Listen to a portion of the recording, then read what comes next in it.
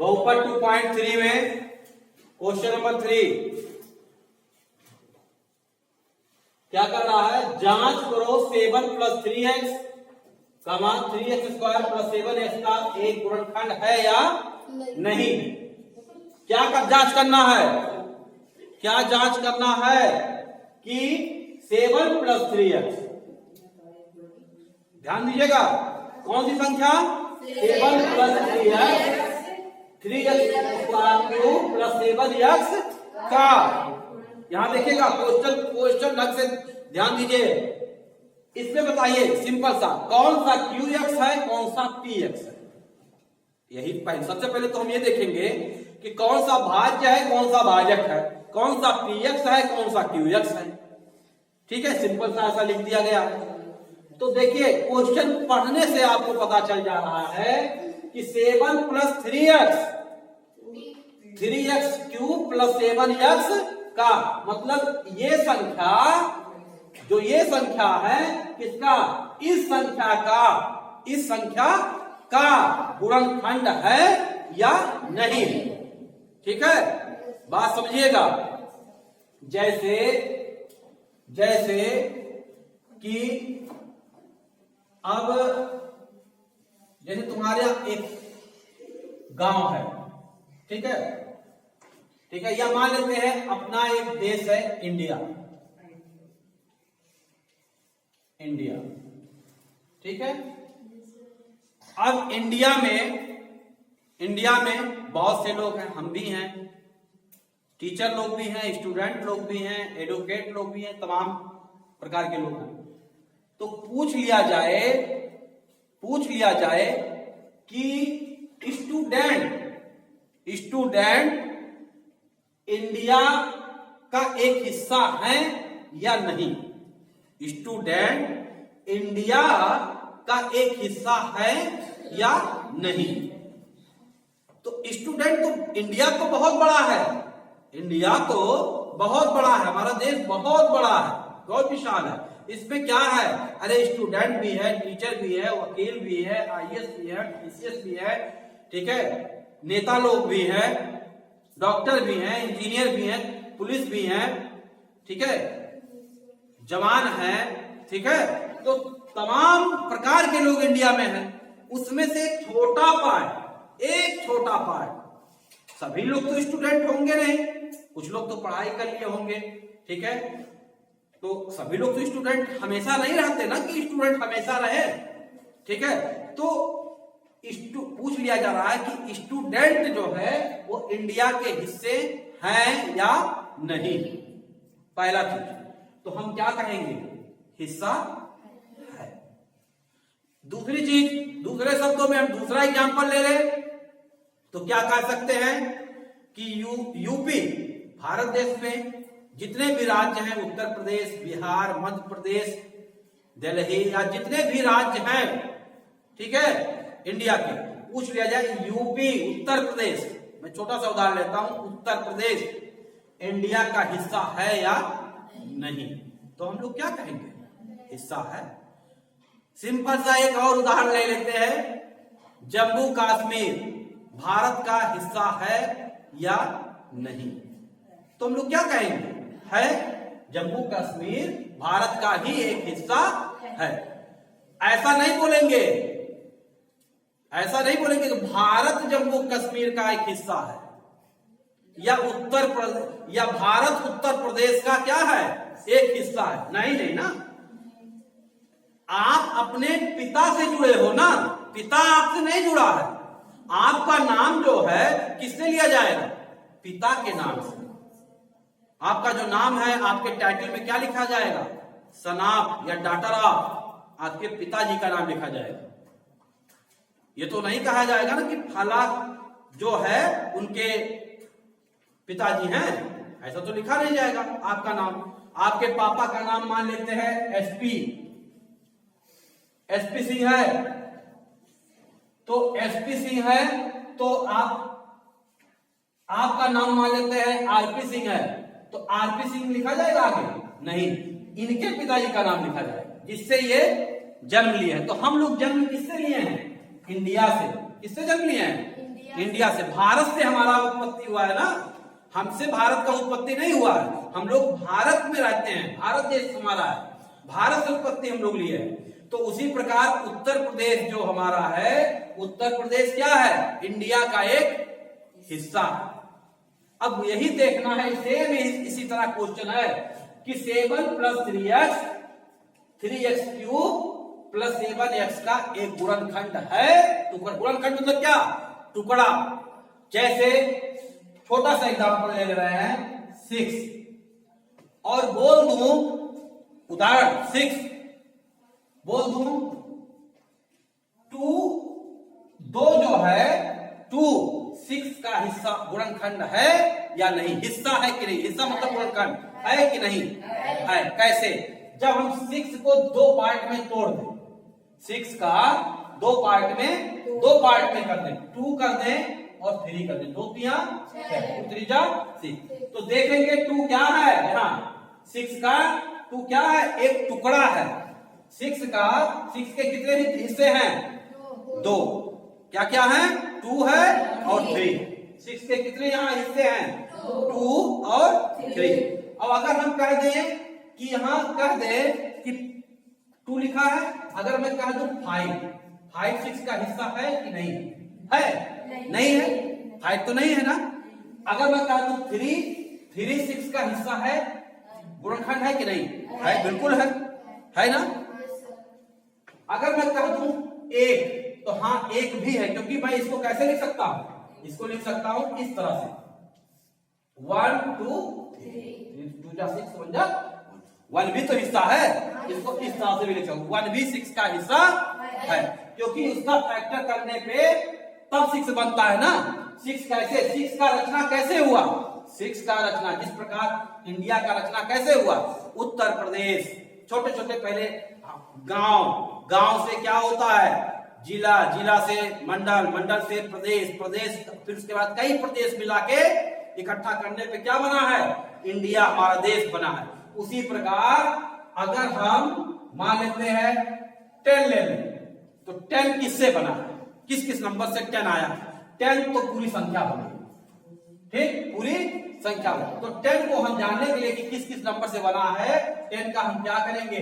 Factor करेंगे। 2 का 5 जा 10, ठीक है। उसके बाद 5 1 जा 5, यानी कि 10 हमारा किससे बना है? ये हम ऐसे भी लिख सकते हैं 1, उसके बाद 2 इंटू देखो 1 1 गुना 2 2 पंचे 10, यानी 10 आने के लिए हमको किस फैक्टर से मिला है? 1 2 5 से ही हमारा 10 का रचना हुआ है। तो उसी प्रकार ये क्वेश्चन कह रहा है 7 + 3x 7 + 3x इतने का एक गुणनखंड है या नहीं? ठीक, यानी कि छोटा कौन इसमें है? 7 + 3x। बेटा इसमें कौन है? ये है। और पिता कौन है? ये, क्योंकि उसका हिस्सा है कि नहीं? इसमें पिता कौन है? ये है, ठीक है। और बेटा कौन है? ये है 7 + 3x, क्योंकि इसको देखना है इसका टुकड़ा है कि नहीं है, इसका फैक्टर गुणनखंड है कि नहीं है। यानी हमारा जो छोटा है वो क्या है? QX ये हो गया, और PX क्या हो गया? ये हो गया। मैं इतना जो बताया हूं, लेक्चर दिया हूं QX और PX के अंतर को समझाने के लिए, ठीक है। अब हमारे पास क्या है? क्वेश्चन में ये हमारा क्या है? ये यही पे हम सीधे लिख दे रहे हैं ऊपर, आपको समझ लीजिएगा। ये हमारा QX हो गया और ये हमारा PX, इतना समझ में आ गया। अब शेषफल गुणनखंड है कि नहीं?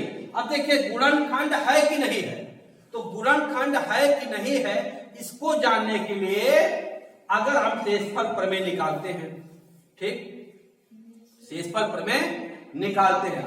जैसे सिंपल सा 6 का 2 पार्ट 2 और 3।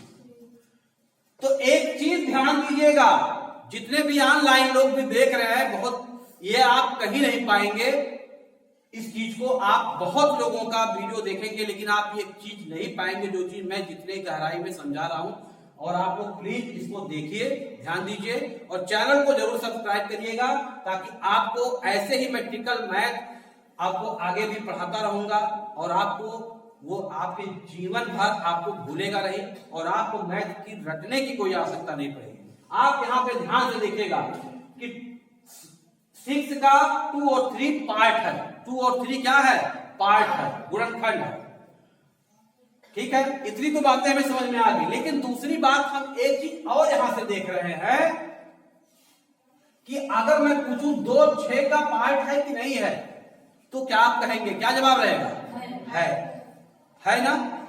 लेकिन कैसे है, हम कैसे हैं ये भी देख रहे हैं। एक चीज और देख रहे हैं कि अगर 6 में 2 से भाग दे रहे हैं तो क्या हो जा रहा है, डिवाइड कर रहे हैं तो डिवाइड हो जा रहा है। 2 तिया 6, ये कट जा रहा है ना, ये कट जा रहा है कि नहीं कट जा रहा है। और अगर 2 तिया 6 कट जा रहा है, यहां लिख दिया कट गया। फिर अगर मैं दूसरी संख्या को उठा लूं 3 में 6 का, तो क्या होगा, 3 1 जा 3, 3 2 जा, ये भी कट जा रहा है। किसी भी नंबर को अगर मैं ले लूं, अगर मैं मान लेता हूं कि अगर मैं 10 को ले लूं तो 2 और 5 नहीं तो बनेगा, तो मैं 2 से अगर 10 में डिवाइड करूंगा तो कट जा रहा है, संख्या पूरी पूरी विभाजित हो जा रही है। और 5 10 से 5 में करूंगा तो क्या होगा, विभाजित। इसका मतलब ये है कि जो हमारी ये बीजीय अलजेब्रिक नंबर दिया है, इसको अगर मैं इससे भाग दूं, इससे भाग दूं तो क्या होगा, कट जाना चाहिए, कटना चाहिए ना, तभी तो उसका गुणनखंड होगा। जिस प्रकार अगर मैं यहां 10 है और यहाँ पे 2 और 5, अगर मैं यहां 6 से भाग दूं 10 तो कटेगा, तो मैं क्या, कटेगा नहीं, तो कटेगा नहीं, तो इसका क्या मतलब है कि गुणनखंड नहीं है। और नहीं है, देखो सच में क्या है, 2 और 5 है तो ये नंबर तो गुणनखंड है, तीसरा कोई गुणनखंड नहीं आ रहा। 2 5 1 तो रहता ही है, 1 की बात अलग है, वो अंडरस्टूड है, आप लोग समझिएगा, मैं उसको लिख नहीं रहा हूं यहाँ पे, आप उस पर क्रिटिसाइज मत करिएगा, नहीं सर यहाँ 1 भी तो होगा, बस इसको कोई क्रिटिसाइज करने की जरूरत नहीं है। 2 और 5 मोटा मोटा मैं देखता हूं, ठीक है, 2 और 5 10 का फैक्टर है, 10 का 2 और 5 दो फैक्टर हमारे पास हैं मेन रूप से। अब इसमें हम देख रहे हैं 10 में 2 से डिवाइड कर रहे हैं, कट जा रहा है, 10 में 5 से डिवाइड कर रहा है, कट जा रहा है। अगर मैं यहाँ पे कोई तीसरी संख्या 3 4 6 7 कुछ भी और ले लूं, ठीक है, मेरी बात समझ में आ रही है। एक संख्या 10 से तो सेल्फ कटेगा ही, उसकी बात अलग, लेकिन मुझे फैक्टर लेना है, कम से कम 2 नंबर लेना है। वो कुछ लोग कहेंगे अरे सर कैसे कह रहे हैं, 10 से भी तो कट जाएगा, तो 10 से भैया तो कट तो जाएगा, लेकिन फैक्टर नहीं है ना, 2 संख्या नहीं बनी है ना, 10 तो सिंगल एक संख्या आप बता रहे हो ना कि 10 से कट जाएगी। अरे हमको 2 नंबर, कम से कम 2 नंबर बनाना है। फैक्टर का मतलब क्या होता है कि अगर यही चाक है, इसके हम क्या कर दें, 2 टुकड़े कर दें, तब फैक्टर कहलाएगा ना। तो उसी तरीके से ये कंपल्सरी है कि अगर मैं 7 + 3x से यहाँ पे डिवाइड करूं तो क्या होना चाहिए, पूरा पूरा कट जाना चाहिए। कटने का मतलब क्या है, शेषफल नहीं बचना चाहिए। अगर मैं 6 में 2 से डिवाइड करूं तो 2 3 जा 6, शेषफल क्या है, शेषफल क्या है, 0। तो 0 कब आएगा, 0 कब शेषफल आता है, जब पूरी संख्या कट जाती है, तभी तो शेषफल 0 आएगा। और अगर मैं इसको शेषफल प्रमेय के हिसाब से लगा दूं, शेषफल प्रमेय नियमानुसार निकालूं, और अगर इसका शेषफल 0 आ जाता है तो हम क्या समझेंगे, संख्याएं क्या हो गई, विभाजित हो गई, संख्याएं क्या हो गई, विभाजित हो गई, संख्याएं डिवाइड हो गई, संख्याएं कट गई। अगर किसी भी संख्या का, 2 संख्या का अगर मैं शेषफल प्रमेय निकालता हूं और अगर उसका शेषफल 0 आ जाए, उसका शेषफल क्या आ जाए, 0। देखिए यहाँ पे अगर मैं 6 में 2 से डिवाइड किया और इसका शेषफल कितना आ गया, 0 आ गया, तो इसका क्या मतलब है, संख्याएं कट गई। अगर यहीं पे बगल में मैं 7 से डिवाइड कर दूं 2 से, तो 2 3 जा 6, इसका शेषफल क्या आया, क्या ये कट गई है, नहीं, क्यों, एक बच गया, शेष एक बचा है। अभी इसमें भी हिस्सेदारी क्या होनी चाहिए, 2 का, एक जो बचा है उसमें भी 2 पार्ट होना चाहिए, इसमें भी हिस्सेदारी होनी चाहिए, पूरा नहीं कटा, लेकिन इसमें अब हिस्सेदारी नहीं होगा, इसमें पूरा पूरा विभाजित हो गया है, 2 टुकड़े हो गए। 6 में 6 का कितना हो गया, 2 भाग हो चुका है, ठीक है। तो हम क्या देखें कि अगर किसी संख्या का शेषफल प्रमेय हम निकाल दें और शेषफल प्रमेय में अगर उसका शेषफल 0 आ जाए तो क्या क्या समझेंगे, वो संख्याएं क्या हो गई हैं, आपस में विभाजित हो गई। तो वही चीज हम देखेंगे शेषफल प्रमेय। अब आते हैं क्वेश्चन से, शेषफल नियमानुसार क्या कहता है शेषफल नियमानुसार कि जो QX की वैल्यू है, QX हमारा कितने के बराबर होना चाहिए, QX क्या दिया है 7 प्लस 3x, QX हमारा जो 7 प्लस 3x है वो किसके बराबर होना चाहिए, 0 के, किसके बराबर होना चाहिए, 0 के। यही तो होता है, जो QX की वैल्यू है वो किसके बराबर होगा, 0 के। अब हम पहले 3x की वैल्यू निकालते हैं तो 7 उधर जाएगा तो -7, तो x बराबर निकालेंगे तो क्या हो जाएगा -7/3, यानी x की वैल्यू कितनी निकल के आएगी -7/3। अब हम सीधे सीधे इसकी वैल्यू कहां रखेंगे, px में, तो क्या है यही पे लिख देते हैं मान रखने, ठीक। क्या होगा 3 यहां पे px, x की जगह क्या होगा -7/3, अब 3 इंटू x की जगह -7/3 का होल क्यूब, यहां पे देखिए x की जगह पे -7/3 का whole cube plus 7 into x की जगह -7/3, ये हो गया, ठीक है। अब इसी को हमें क्या करना है, सॉल्व करना है, तो 3 इंटू यहां देखिए 7 का कितनी बार 3 बार, तो क्या होगा, कितना होगा मल्टीप्लाई, 7 सते 49, 7 7 जा 49, 49 में फिर 7 का मल्टीप्लाई करेंगे, यहां रख में देख लेते हैं,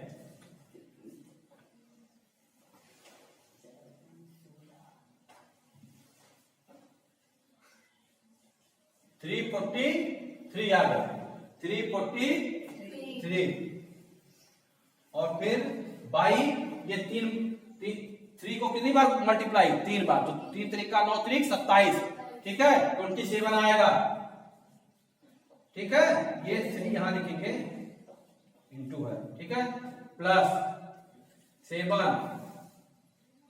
इंटू, अच्छा फिर इसी समय इसको भी कर लेते हैं, प्लस 7 में 7 का मल्टीप्लाई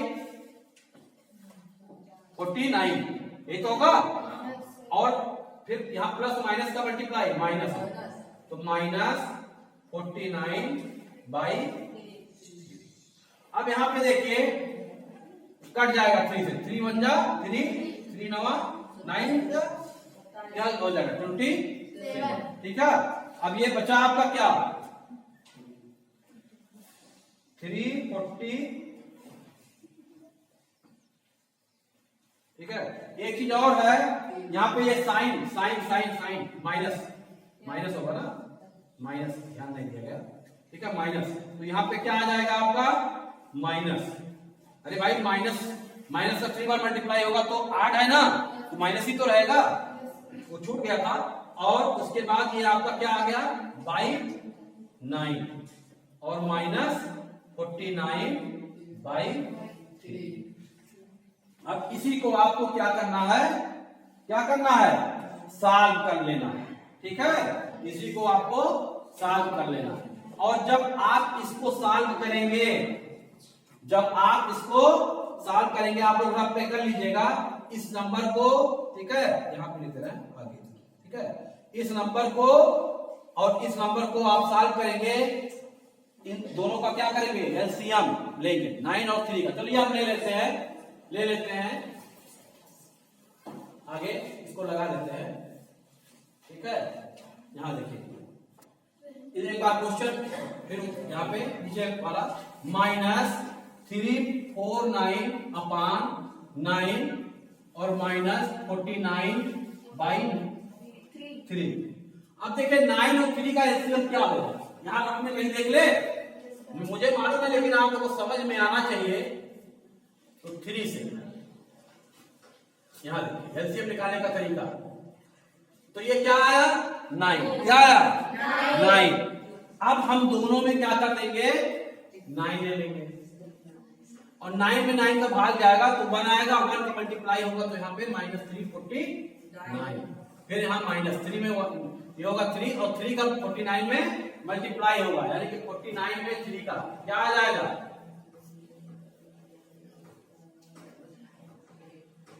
147, ये आ जाएगा 147। अब फिर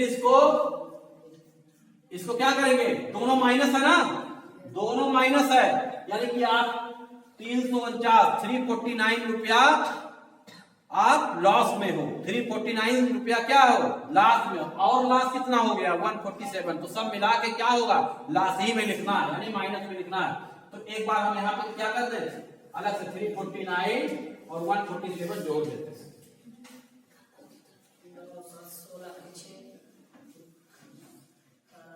496, यानी ये हमारा आ गया माइनस में रहेगा ना, -496/9।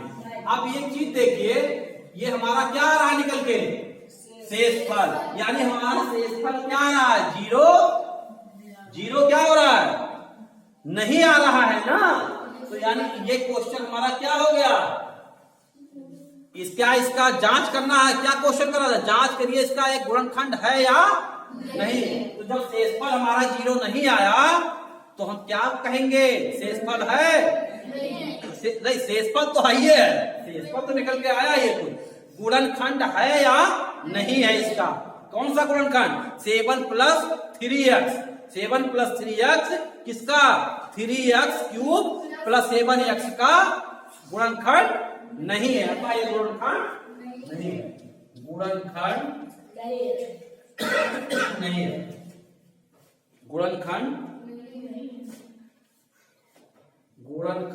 नहीं है, इसको लिखेंगे ठीक है, आंसर में लिखेंगे गुणनखंड नहीं है। कौन सा गुणनखंड नहीं है 7 क्या है 7 + 3x गुणनखंड नहीं है, ठीक है। और अगला क्वेश्चन अगले क्लास में, और आप लोग जितने लोग मुझसे ऑनलाइन जुड़ रहे हो, ऑनलाइन मेरे वीडियो देख रहे हो, प्लीज आप लोग सब्सक्राइब जरूर कर लीजिए, सब्सक्राइब करना मत भूलिए, ताकि मेरा हौसला और बढ़ता रहे, मैं आपके लिए और आगे वीडियो बनाता रहूं, और अच्छे लैंग्वेज में और सरल लैंग्वेज में मैं आपको पढ़ाने की पूरी कोशिश करूंगा। प्लीज एक बार आप लोग मेरा वीडियो सब्सक्राइब करिए। Thank you very much.